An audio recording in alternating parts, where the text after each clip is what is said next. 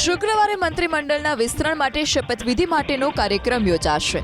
દિલ્હીમાં થયેલી બેઠક બાદ રાજ્યમાં રાજકીય ગતિવિધિઓ તેજ થઈ ગઈ છે। શરૂઆતમાં આવેલા નામોમાં હજુ પણ કેટલીક ફેરબદલની સંભાવના છે, તો મંત્રીમંડળના વિસ્તરણ પહેલા અનેક પ્રકારના ટ્વિસ્ટ પણ આવી રહ્યા છે। અમરેલી જિલ્લાથી લેવા પાટીદાર ધારાસભ્યને મંત્રી બનાવાશે તેવી જાણકારી સૂત્રો તરફથી પ્રાપ્ત થઈ રહી છે, તો ભાવનગરથી જીતુ વાઘાણીના રૂપમાં લેવા પાટીદાર ધારાસભ્ય મંત્રી બનશે। જૂનાગઢથી સંજય કોરડિયા અથવા મોરબીના કાંતિ અમૃતિયાના રૂપમાં કડવા પાટીદાર ધારાસભ્ય મંત્રી બનશે।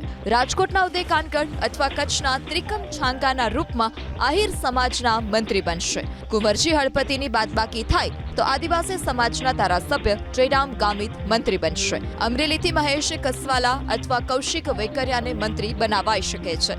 પુરુષોત્તમ સોલંકી સહમત થાય તો હીરા સોલંકીને બનાવાઈ શકે છે મંત્રી। આ બધી ગતિવિધિઓ વચ્ચે મંત્રીમંડળના વિસ્તરણને લઈ સૂચના આપવાની શરૂઆત કરવામાં આવી છે। ભાજપના તમામ ધારાસભ્યોને 2 દિવસ ગાંધીનગરમાં જ રહેવા સૂચના આપવામાં આવી। 16 અને 17 ઓક્ટોબર દરમિયાન ગાંધીનગરમાં રહેવા ધારાસભ્યોને સૂચના આપી દેવાઈ છે। રાજ્યના તમામ મંત્રીઓને પણ ગાંધીનગરમાં જ રહેવા માટે સૂચના આપવામાં આવી।